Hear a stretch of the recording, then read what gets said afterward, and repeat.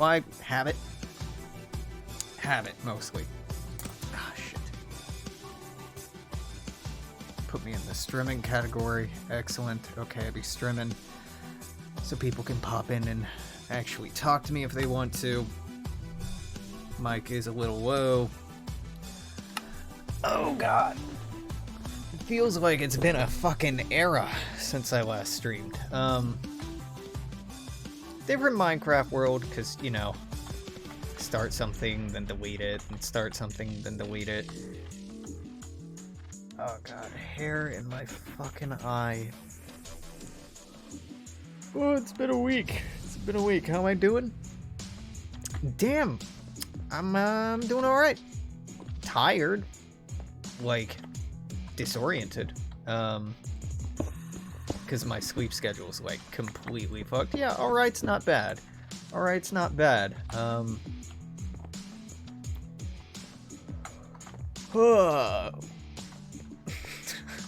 Tired mostly.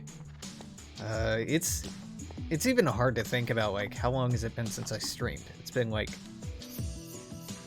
3 days? 4 days? What fucking day is today? Saturday? Saturday. So it was Tuesday. Hopeless.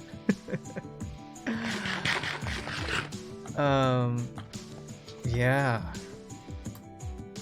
Jesus, time has no fucking meaning.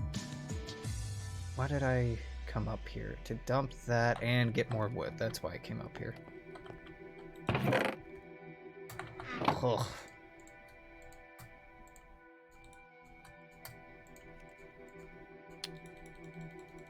I don't even know where to fucking begin.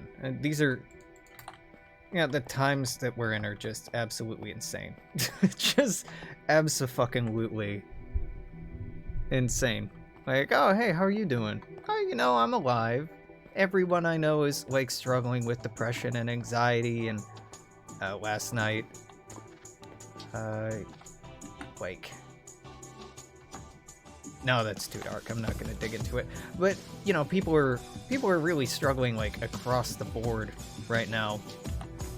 And, like, used to be, like, you'd have a conversation with someone and be like, oh, how are you? And they're like, not so great. And you'd have something to talk about. But now it's just like, oh, how are you doing? You know, fucking terrible. How are you doing? Pretty terrible. Oh, yeah, great. Can I help at all? No. Can I help you at all? No. All right, great. So everything sucks. We can't help each other or ourselves, and we just live in this self-perpetuating cycle. Cool. This is a terrible time to be alive. Ugh. Yeah. Oh, and this is the part where you transition into talking about something like vaguely positive or optimistic to offset that pessimism and nihilism, but like... Nah. I'm enjoying running our tabletop role-playing game on Wednesdays. That's fun. Blaze in the Dark is a fun game, fun system. It's still not, you know, every week that I'm really in the most effective creative headspace for it, so I feel like I could be doing better, and there's some social dynamics that are a little, oh no. I wanted to right-click there, not do what I did. That are a little weird, just people I need to check in with. Is this a new cave? This is a newish cave? Yeah. Yeah. Yep, yeah. When you're anxious, that's definitely true. Like, compliments don't really land, and you don't really believe it when people say nice things about you. Yeah, it's very relatable. It sucks. It really sucks. Yeah, depression and anxiety are kind of awful, because even if people are trying to actively help you, you have to be willing to believe them, and that is hard to do sometimes. Not because you think people are lying to you, just that you can't internalize the positivity. Honestly, for me, it hasn't even been that. It's mostly just been like, I'm doing the same fucking thing day in and day out, and I'm just surviving, and it's driving me fucking crazy. Because I'm not getting any upward momentum. I'm not building anything. I'm not contributing to anything. I'm just staying alive. And yeah, you know, I'm happy to be alive, or at least, you know, I'm determined to stay alive. Probably a better way to put it. But holy shit, is it tedious and boring, and like I'm dying for something exciting. I have cabin fever so bad. I mean, cabin fever during the winter is a pretty normal thing to get because you're not going outside so much, there's not as much to do. But pandemic cabin fever on top of winter cabin fever is just like, I'm gonna claw my fucking eyes out. Out of sheer boredom and like anxiety. I'm a feral caged animal. Exciting, what does that mean? I don't know what exciting means anymore. I remember things being exciting once, a long time ago.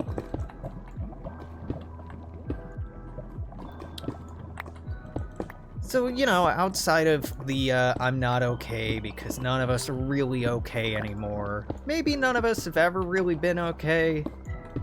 But, like, we're definitely worse than we used to be, worse off than we used to be by and large. Outside of that, you know, I'm alright.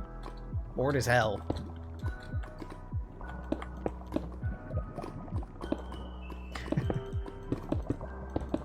Big question, what does it mean to be okay? That's really up to interpretation, right? Happy, fulfilled, satisfied. Okay is in, like, functional as a human being. Like, I'm not depressed or anxious or, like, existentialist.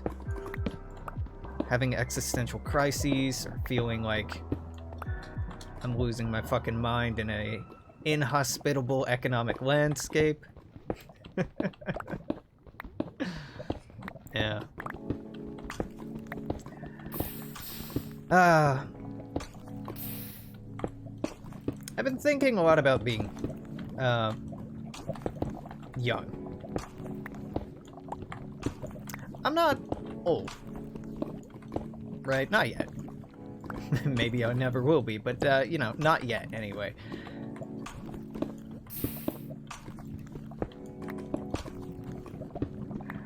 And, you know, I've been reflecting a lot on how much I have changed over time, how much I've grown over time. It's weird thinking about, oh, if you could travel back in time, if you could go and do this and that over again, what would you do differently? I was thinking about that sort of what-if scenario today, just because I was cooking and it got on my mind somehow. And I kind of had this terrifying realization that if I changed anything, it would rampantly impact the people around me. Like, if I were a fundamentally different person when I was younger, it might have affected my sister getting married. Might have affected the friends, like if some of my friends would still be alive.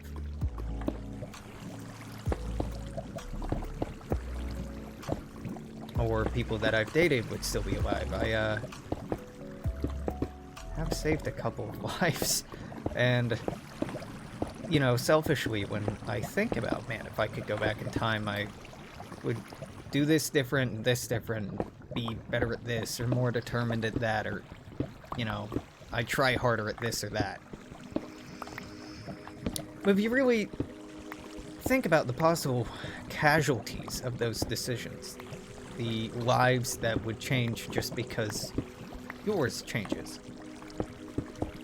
God, the kind of hubris it takes to assert, yeah, I travel back in time is kind of absurd.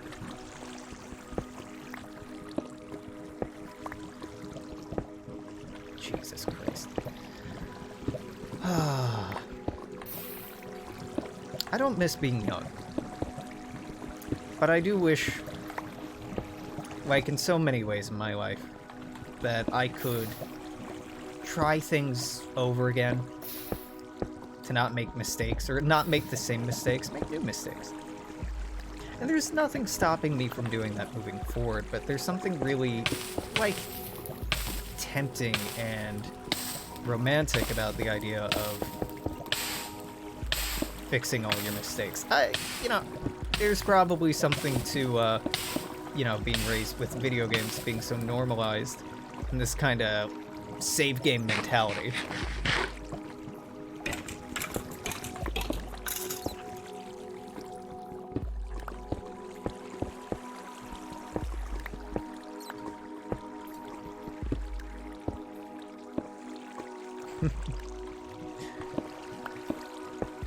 Yeah, you know, I've even thought, like, would I get a job if I could go back in time to my youth? I didn't. I didn't work for the longest time. Because, you know, from a young age, I had the sense to hate the capitalist death machine that we exist in.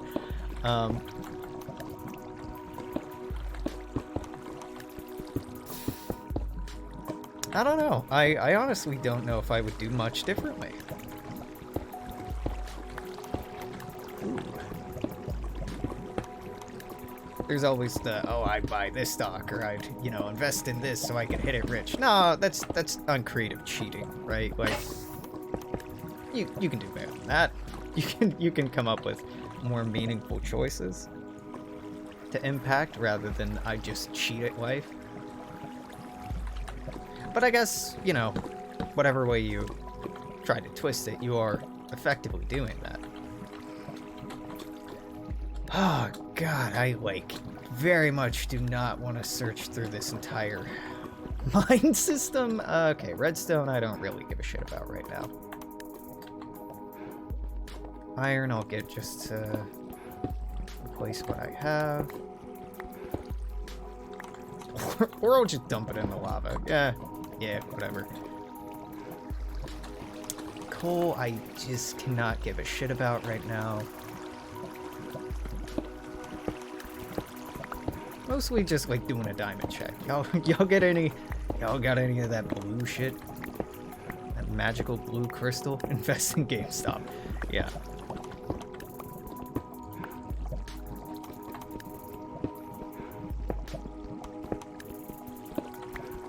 Ugh.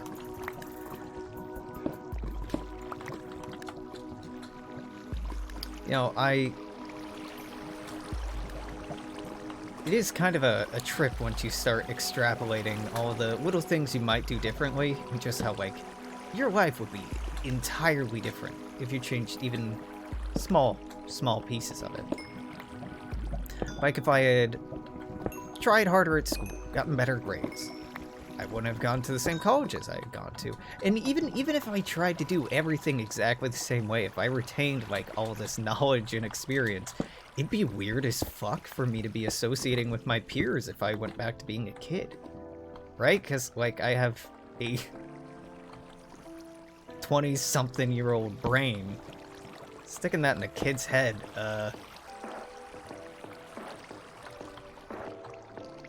you know, there's some very weird, uncomfortable, ethical implications of that when talking about age and consent particularly. Like some very uncomfortable territory there. And that's put me off on the whole idea pretty resolutely when I started having that realization of, like, man, I would, like, not want to date anyone because I would, you know, might be 13 years old, but I'd have a 28-year-old's brain. Yep, nope, that's creepy. And so I would, in a lot of ways, just kind of put my life on hold for, you know, until at least early 20s, right? No, I didn't finish that Dragon Age run. I may get back to it. I forget what exactly distracted me from it. I mean, there's the obvious of, like, you know, pandemic, economic collapse, hellscape that I exist in is probably what distracted me. And, like, the only reason I'm playing Minecraft is because it requires about zero fucking thought. That's okay. Yeah. I think nostalgia lasted for, like, a week, and then the nostalgia was gone. I'm like, I don't care anymore. That's probably it.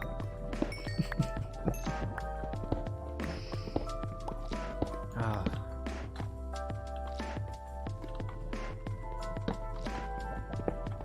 I had a very long conversation with some folks this week about, well, about relationships broadly, but specifically the idea of emotional maturity came up. And I feel like emotional maturity gets really mischaracterized quite often by people who are just wanting to find some sort of high ground, to be angry or feel superior to somebody else. And there's this sense that being emotionally mature, at least in an American cultural sense, emotional maturity is like self-denial, denying your emotions or bearing or controlling your emotions and not showing them. And that's a really unhealthy attitude.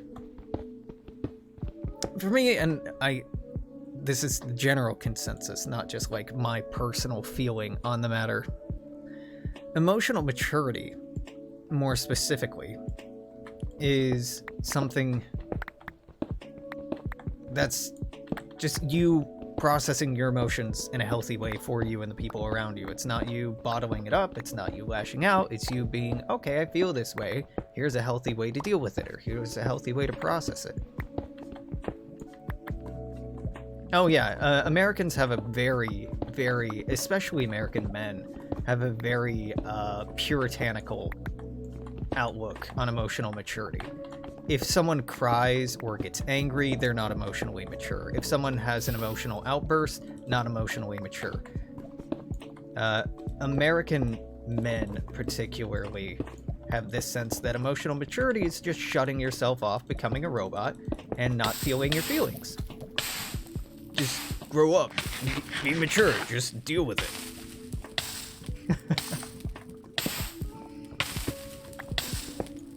Yeah, I mean, there's a lot wrong with American culture. there's a lot wrong.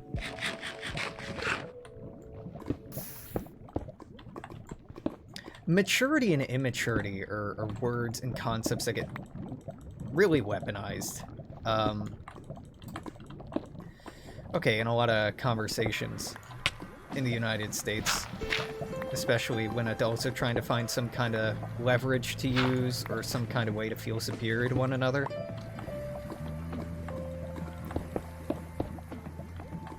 It is very, very common. But I'll be honest, maturity is kind of overrated. Because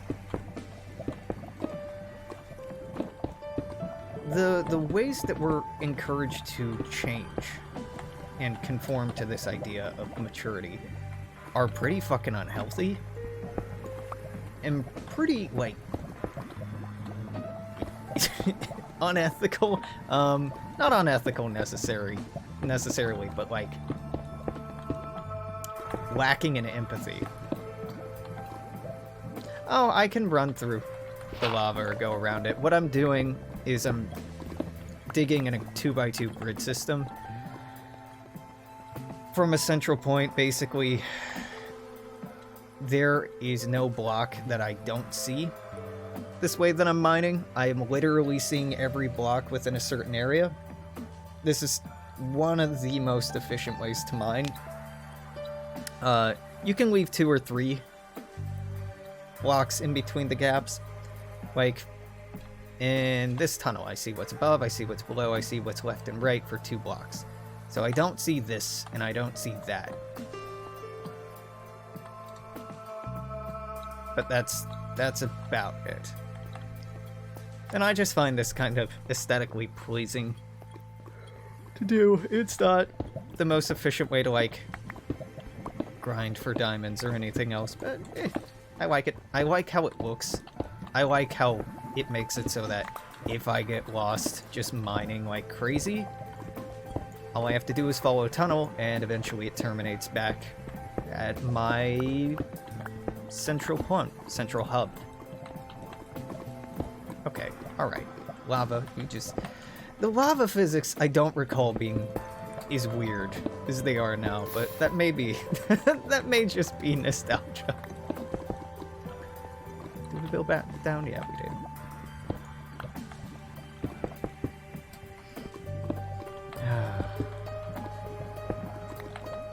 Yeah, there's really not all that much I want to talk about today. And there've been a lot on my mind, but it's mostly just like me being frustrated at bureaucracy, me being irritated and inconvenienced by something that should have been done 3 weeks ago, still not being done, and not getting any communication on why it isn't done, and basically putting my life on hold until someone somewhere does something. Just fantastic. A lot of people are in survival mode, though. A lot of people are just, like, waiting right now, hoping that something gives and something miraculously gets better for them. So again, I don't want to go all woe is me and focus too much on what's been troubling me, because, God, we all got shit right now.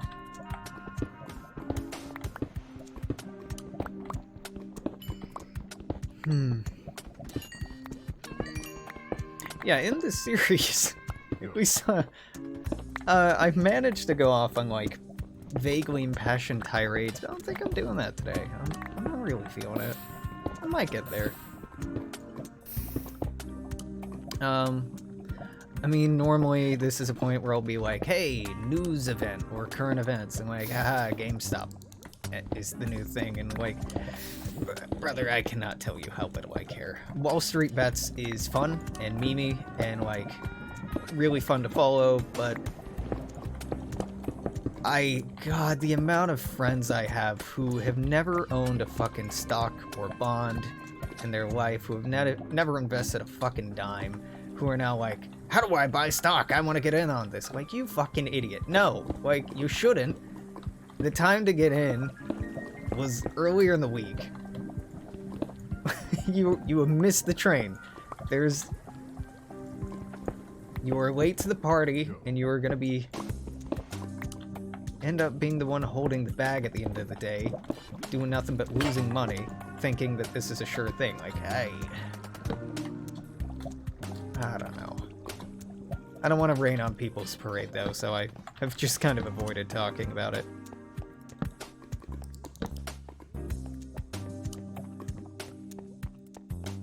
Yeah, I think in general, yeah, people are a little overstimulated. There's so much constantly going on. We did not evolve to put up with this level of stimulus. We didn't evolve to thrive with it. Especially with, like, the amount of traumatic events and violent events that we process on such a regular basis. Like, historically, those are pretty unprecedented.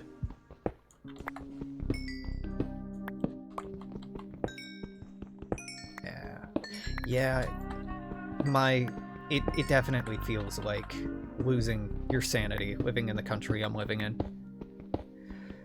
Because with all these extraordinary things going on, the government just wants things to go back to normal and won't take any decisive action to actually help slow or stop the pandemic.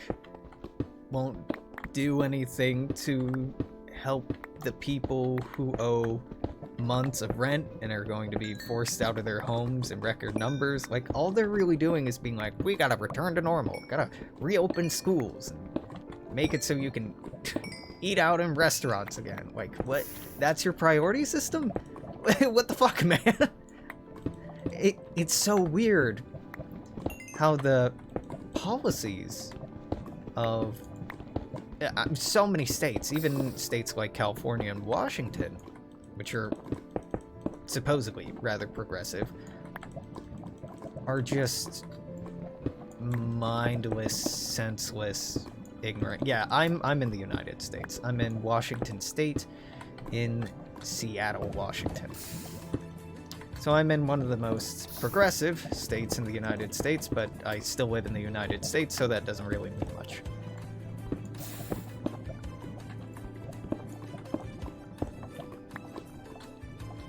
Yeah, this country is just madness. Just utter madness. Like, my state probably has some of the more deadly strains that have popped up. But we're still talking about reopening things and rolling back restrictions, and it's just absurd. It's just absurd. We gotta get people back to work. We don't. We really don't need to get people back to work. We need to make sure people are fed and housed and cared for. That's about it. We don't really need to force this whole, well, gotta reopen fucking McDonald's.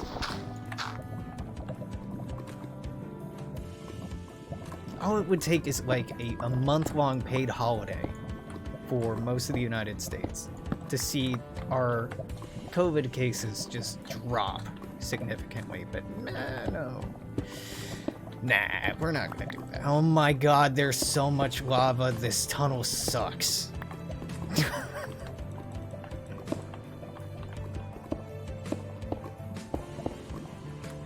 It's fine. It's fine. That's why popular notion is to dig on a higher level than this so you don't run into the lava, but if every tunnel were just mining straight forward until the pickaxe broke, it would not be interesting. So we gotta find a little bit of joy in the diversity, even if the diversity kind of sucks. Variation. It is the spice of life, I guess. It's a pretty shitty spice.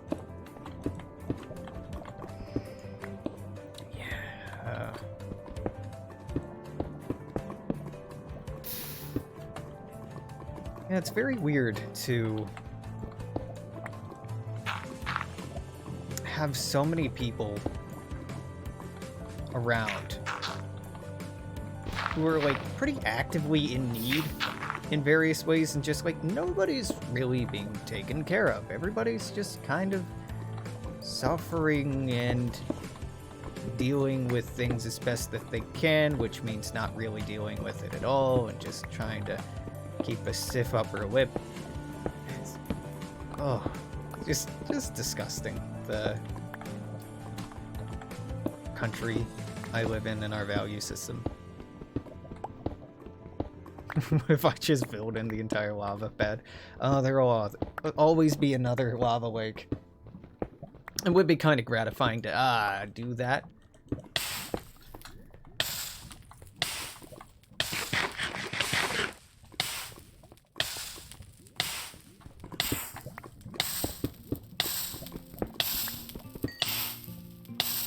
Okay. Alright, well, I didn't want to dig down anyway. Fine.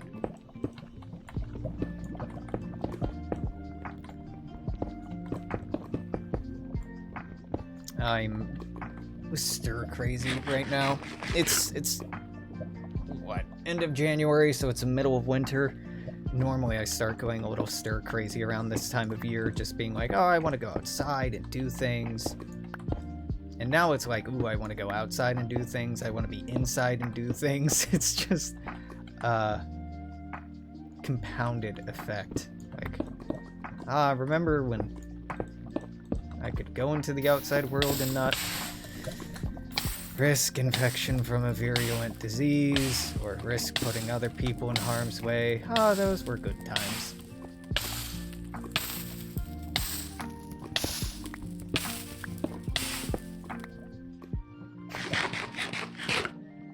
Lava's gotta be like the trolliest fucking thing in this game.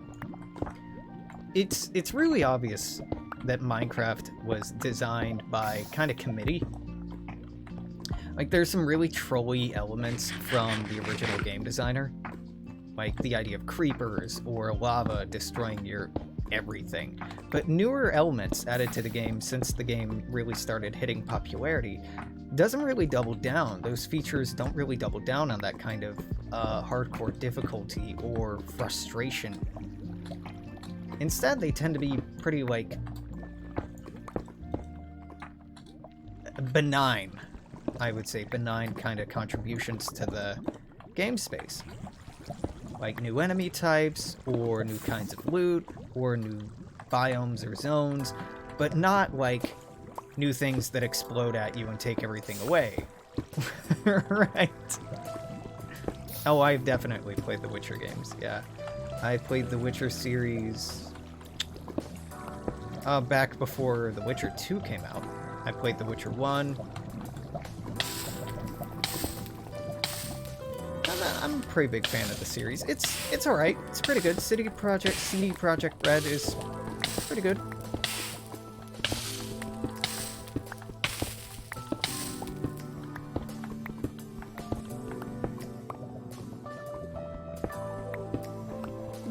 Not in love with the series though. The kind of hype that Witcher 3 got was, I guess, well deserved.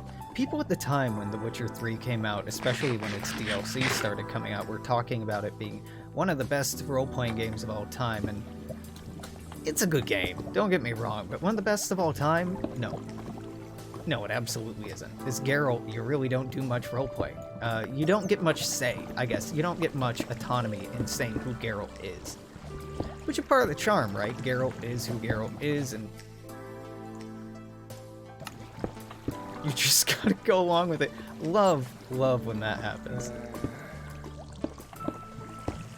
But I don't know. It did get very repetitive. But so do so many open world action-adventure games. I think that's more of a condemnation of the genre than the game itself. Like, the storytelling elements and the characters they introduced were great. Though, you know, it's not like CD Projekt Red dreamt up those characters. They're beloved characters and stories from, you know, this famous novel franchise. Am I going underneath this? Yeah, I get it. No. I'm about to say fuck it and just... Yeah. Yeah, nah. Maybe. Most tunnels have had, like, 2-3 patches of lava. Or, like, one really long patch of lava. Have not had one that's just, like, 8. Just... Oh, you're out of one, and you're into another one. Just break the pickaxe. Just break the pickaxe. Just break the pickaxe. Thank you. Please end my suffering.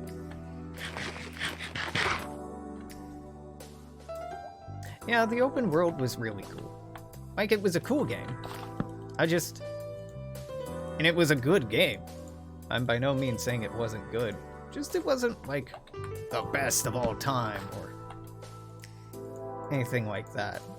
I don't know, for me that's like Knights of the Old Republic, or, you know, something on that quality tier, with, like, really amazing role-playing, pushing boundaries as far as characters go, and stories. The Witcher did a lot of things right. The Witcher 3 did a lot of things right. It just didn't do a lot that felt new to me. Fuck, I forget what number this is. This... 216.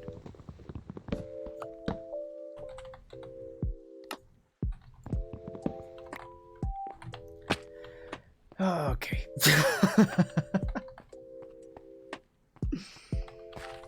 Oh, this is the last one on the second level. Okay. Neat.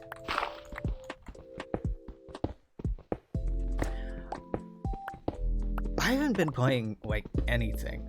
I've been playing this. I've been watching people play Eco.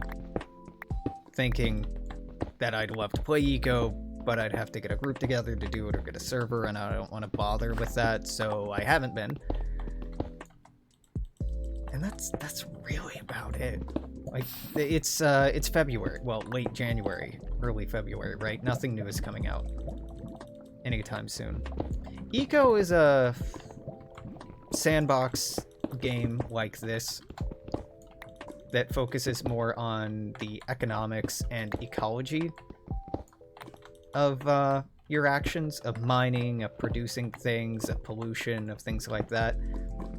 The premise of the game is that you have like 2 real world weeks or a month, depending on the server, to save the planet from an asteroid that's going to crash into it, or a meteor that's going to crash into it, all the while trying to not destroy the planet by, you know, depopulating its species, or polluting it too much, or yada yada yada. It isn't violent. There's not even, like, PvP in any capacity. I don't even know if you can die. I don't think you can die in the game. You can lose at the end, naturally, but there's no, God damn it. The fucking lava mechanics. Aha! That lava square should have been gone, but you waited half a second too short. Didn't wait long enough, and there's lava. Now you're burning. Haha, haha, oh no, better panic, and you're fine. I like the... God, I keep right-clicking in the wrong spot. I like the cooperative nature of Eco. In Eco, one player isn't able to do or make everything. Different players specialize in different ways, in different professions.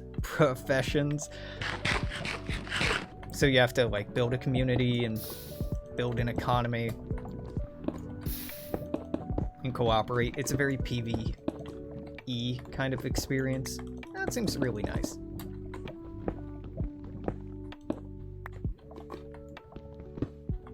Very fair. I kind of feel that coffee need, but I don't have any. And coffee places are... Now they're open. They weren't open when I started. So I'm probably getting off of here in the next 20 minutes and going out to get some coffee or something, because I'm brain dead.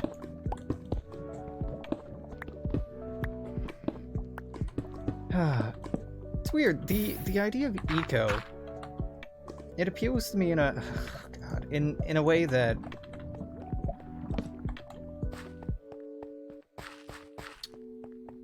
it's kind of a fantasy in a way, fantasy simulation in a lot of ways. You know, most video games are, but specifically in the context of you're basically starting a commune. I mean, you can assign currency and you can create banks and debt and everything else if you really want to go capitalist about it. But, like, one of the most effective ways to engage in the game is to just work together. And it's, like, oddly inspirational, just having a commune simulator. So that's what's part of what's the appeal for me and what's pulling at me to be like, I want to do that. I want that. I don't want to play any more fucking multiplayer games. It's all about competition, all about beating each other, or being the best, or blah, blah. It's just not interesting anymore. Like, I have friends that play Warzone, and I play Warzone with them, and we tend to do pretty well. But, like, I don't give a shit what my kill-to-death ratio is in a fucking Call of Duty game. I like winning. I like, you know, that dopamine, because it's a good game cycle, or a good gameplay cycle. Gameplay loop, I should say. But it's not, like, satisfying or rewarding in a more general sense. It doesn't have to be. Not every game has to be, but I'm missing that when I'm playing it. A lot of the people I'm playing with are just kind of playing to turn their brains off and not think for a while. Which is totally fair. It's just definitely not where I'm at with the games I'm playing and what I'm wanting out of them.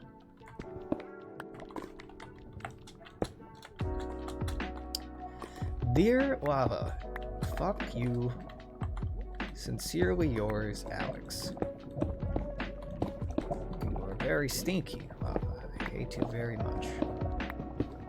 It's funny, in reality, if you were this close to molten lava, you might just burst into flame. Like, the kind of temperatures that I'd be surrounded by right now would make the air suffocating. It would make like, the non-liquid rock around me, like, burning.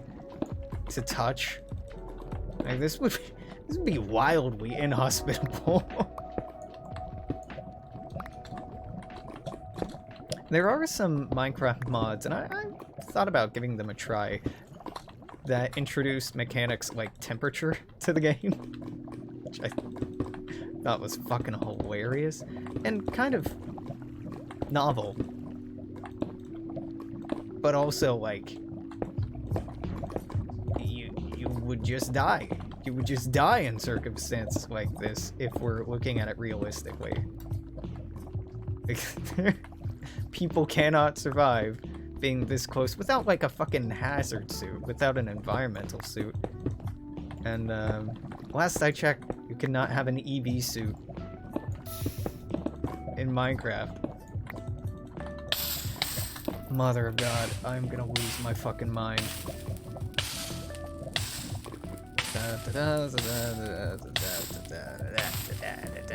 It's not even the damage. It's not the damage. It's not that I have to eat. It's the time that makes this punishing. Because it doesn't just deal damage all at once. It deals damage slowly, tick by tick, and fills up my screen with an annoying animation, so I just have to kind of sit here and wait. That's what makes lava so fucking annoying, is it doesn't respect my time. It's in a way a timeout for the player, and that is a dangerous road. Dangerous gamble, probably, is a better way to phrase it in game design. Because even when you want to negatively reinforce, let's say, the character or the player, typically you want to do it in a way that's still fun. And lava is like, it's bad mechanic, right? You spend hours grinding to get diamond or whatever the fuck, and then one accidental step and literally 8 hours of work is gone. What sociopath was like, ah yes, this is a good game. This is a good game design. This is fun. Same idea with creepers. It's really weird having gamified griefing. Right, both of these are examples of griefing. If another player were to do it. If another player were to do it to another player, that'd be like really bad, I don't want to say sportsmanship, form, right? Really bad decorum. But having it as an integral gameplay mechanic is fascinating. I mean, personally, I would love this game if I could just comment out creepers. Like, let's be real here.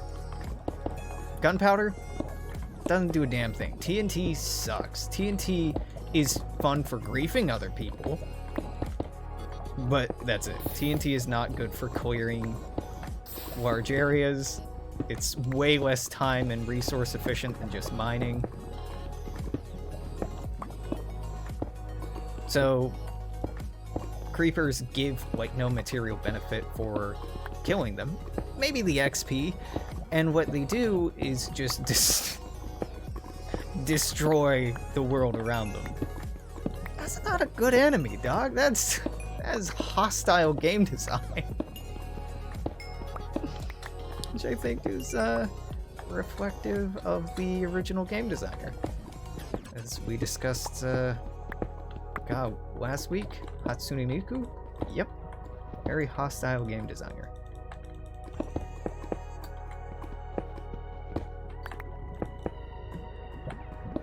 This sounds so much like the Endless Space soundtrack.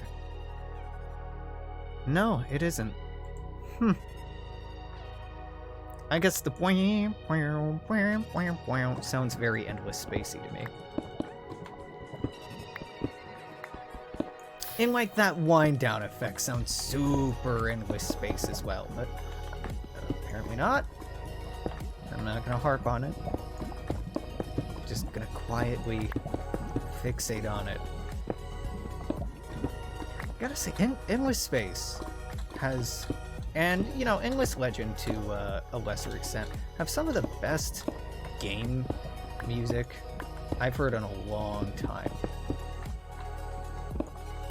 Like, Stellaris compared to Endless Space? Oh, Endless Space's sound design kicks Stellaris into the fire, man. It is no contest.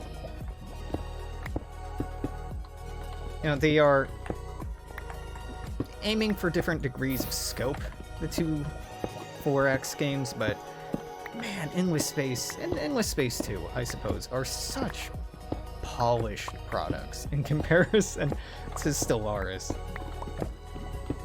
I mean, God, so many 4X games are. It's not a hard ask to be more polished than Stellaris, and I say this as somebody with literally thousands of hours in Stellaris. Like, the lack of polish at this point is just kind of insulting. The game's been out for so long.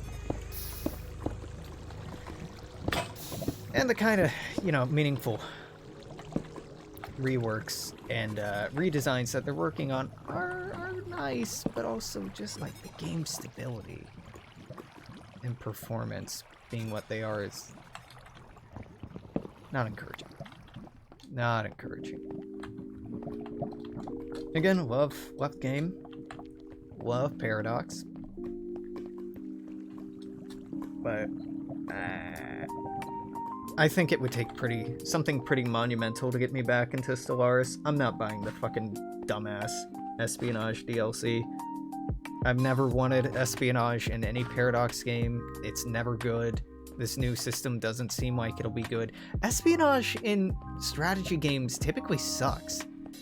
Like Civilization, garbage. Just garbage. The espionage systems there. Hearts of Iron, terrible. EU3, EU4, terrible. They're not fun, they're just tedious. But then you have stuff like Command and Conquer.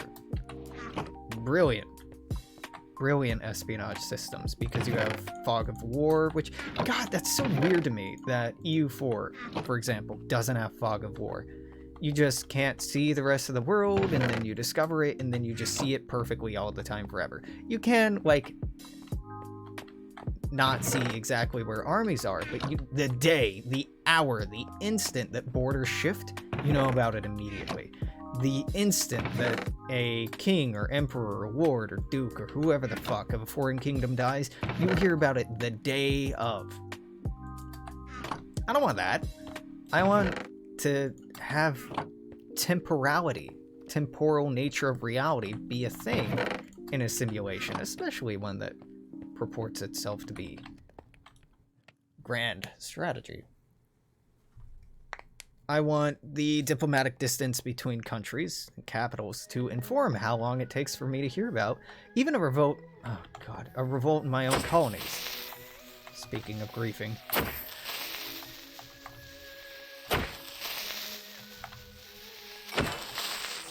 It's that logistic aspect of running an empire or trade or colonization.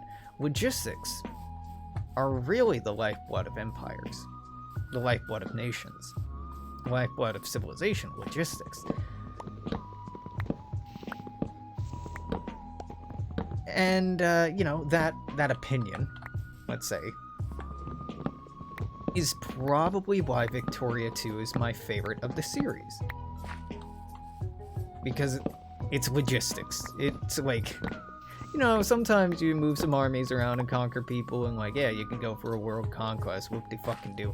But for the most part, you're managing people, you're managing resources, you're managing political or diplomatic influence. It's a resource management and logistics game. But EU4 turns into, like, magic duck point, or dove point, or sword point, or whatever management system, and the resources become so estranged and so vague that they kind of lose obvious meaning. Like, what the fuck is the bird point? It's such a bad system. It really is such a bad system, and it's hamstringed Paradox titles, the newer ones, because they've tried to adhere to this, ruler point system. Bad. It was fucking terrible in Imperator. I mean, there was a lot wrong with Imperator, and I think there's still a lot wrong with Imperator, but yeah, no. Stellaris dodged a fucking bullet in not having those. But now, Stellaris is trying to deal with logistics in its own way. Like, I think logistics is, again, one of the more interesting parts of Stellaris. Once you start thinking in terms of distance and trying to manage the size of an empire that spans that long, that even with your fastest vessels, it takes years, sometimes decades, to get from the far reaches of your empire to the other far reach. Oh my god, there's so many cool stories and implications and, like, niches that you can dig into there. But Stellaris doesn't. Seriously, the time between points in an empire is hugely impactful on the formation of culture, on the formation of identity, on the formation of nations. I mean, in a modern world and a pre-modern world, and supposedly and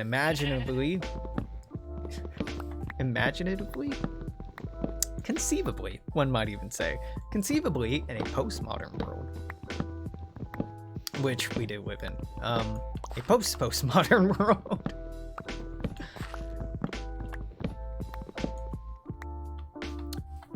I want, colonies who feel left out of the loop to have loyalty problems and start thinking about independence. Like, the internal politics and governance mechanics in Stellaris don't fucking exist. They don't fucking exist. And god, the espionage dev diaries. I guess I'm just going all in on a Paradox rant. It's been a while, and I only have to fill like five more minutes of air, so sure. The espionage system looks stupid as hell.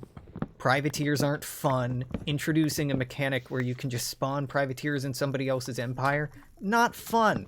That's just shitty. That's like, god, the naval combat is one of the worst parts of the game. All you do is click two fleets at each other and sit back and watch. You don't get to assign their position, you don't get to assign their tactics, you don't get to micromanage them or macromanage them, you just ram them into each other, and based on some dice rolls, things happen. That's not fun! Like, in terms of strategy, I would not define that as being very grand. That's very minimal. Like, this is a approximation on the scale of a tabletop role-playing game. And like a bad one at that. If you are going to reduce something to dice rolls, which, many mechanics do, and I think a key reason why so many things in Paradox games are reduced down to dice rolls is Europa Universalis was a board game, war game, and used dice rolls to resolve mechanics, and as far as mechanics go, it's a pretty good one. But they're not reinventing the wheel, so to speak, and not drifting away from that mechanic. And I think there's God, I don't know, it's just not exciting. In the same way that, like, Warfare in EU4 becomes by rote and not very interesting, and once you learn the, air quote, correct way to build an army in Victoria 2, that loses all interest and complexity because it's not responsive. It's not based on tactics. It's not based on flexibility of strategy, or even strategy, really. It becomes success is contingent on adherence to mathematical formulae and standardized, rationalized conceptions of what works or doesn't work. And like Stellaris tries to act like, oh well, you could use missiles or you could use mass drivers, and like, oh, these go shoot further, but these you can intercept, and these dodge this kind of this yada yada yada. No, there's a meta, and the meta is very clear on like what materially works most efficiently, and that's kind of contingent on any system that uses hard numbers to define things rather than more loose approximations, particularly when you're using a dice roll system. I don't know, it's fine, it's just like not interesting after a while. And there's only so many ways that you can play. Like, playing Stellaris in a way that you know isn't correct, you know, in air quotes correct, is not very fun. Especially when the difficulty sliders in-game just give the AI bullshit advantages, not based on, like, making it think more or perform better, just giving it freebie stuff because the AI is bad and can't keep up with people. There's a lot to be desired, right? There's a lot to be desired in a lot of Paradox titles. They are so full of potential and they're so aspirational. They are so inspiring in what they aspire to do. But their consistent failure to meet those heights to which they aspire. And even their reluctance to experiment substantially are really disappointing.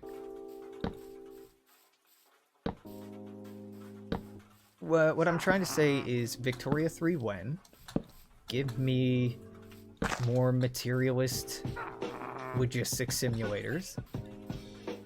Give me more political intrigue, political depth. Fuck off with espionage. And nobody...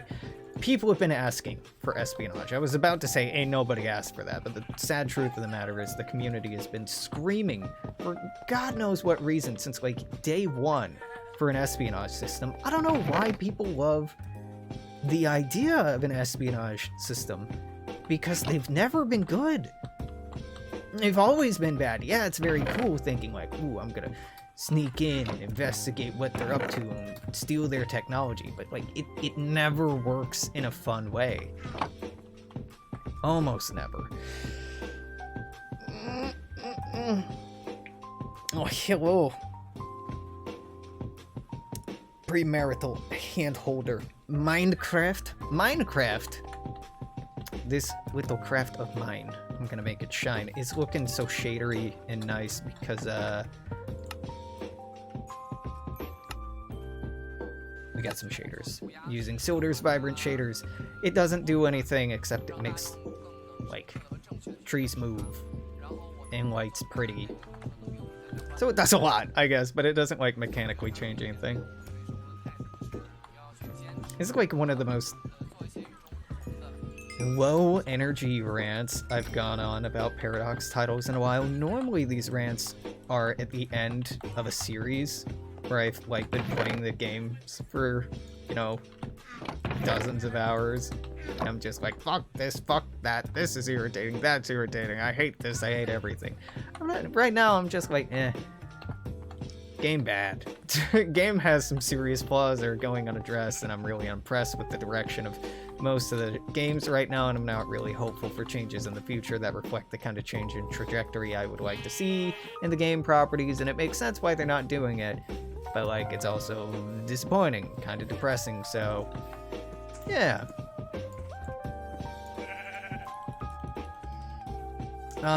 You know, honestly, what I'm gonna do when I get off of here is probably just play more Minecraft.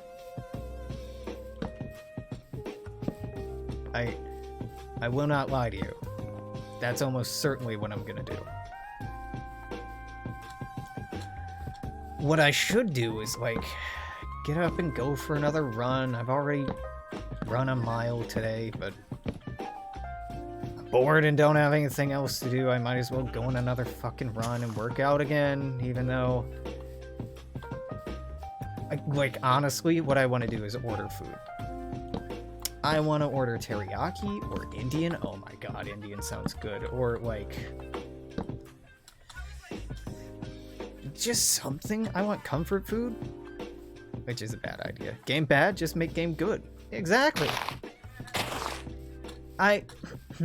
Yeah, a lot of Paradox titles, my frustration comes down to an inconsistency between what they are and what they say they are. And what they try to act like they are. Like, you know, particularly my Stellaris mod, the idea and attempt there is to give it the sense of scale that the original product was advertised as having. But they've kind of given up on that whole, like, exploring the frontier, empire management angle, and like, I don't know. You know what? I do know. Paradox Dev Diary Stellaris. Let me bitch about this. You know, let's just bitch about this. You down for this? It doesn't matter. I'm doing it anyway. There we go.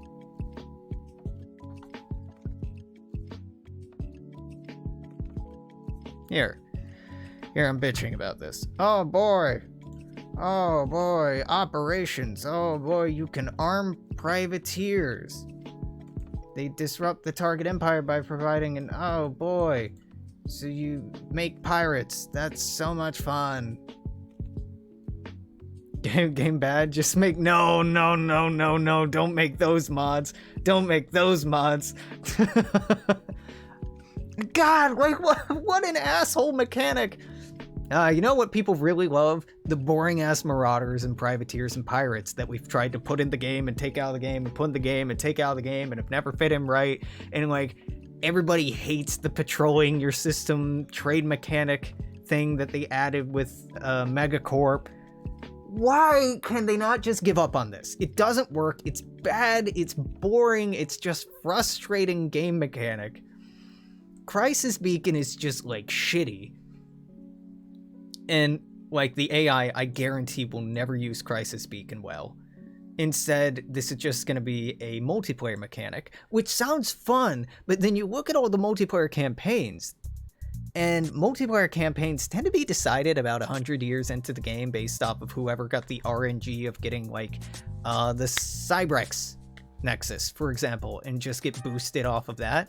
So this late in the game, like, it doesn't matter. A good player can solo a Crisis. And like, I don't know, I'm not gonna go through all of these last dev diaries on the espionage intel system, but like, holy fuck, it is not exciting. For me, personally, if other people are excited, good. I hope that they are, because it seems like this DLC is gonna be a huge flop. But that's just me.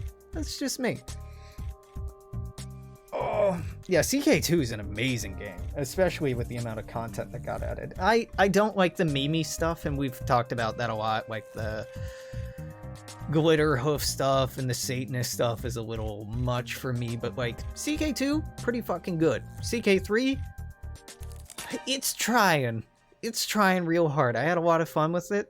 There's some big problems that need to be sorted out before it's good. Paradox makes good games, but flawed games, and the flaws get more and more irritating the longer time goes on.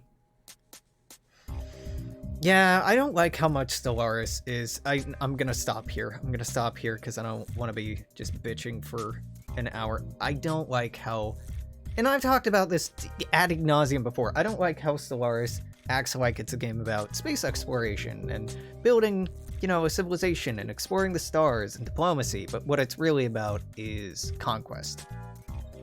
And you win the game by, most easily by conquering the galaxy. Like, oh, okay, that's kind of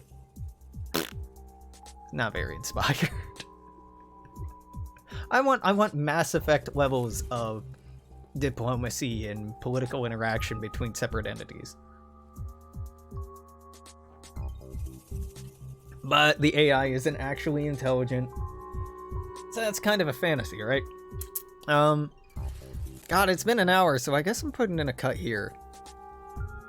I didn't really, this was like such a haze dream segment. I don't even know what the fuck I was talking about for most of the last hour. I am well slept and well adjusted. So if you're watching this on YouTube until later, I'm gonna say toodaloo, take care, see you then, bye-bye.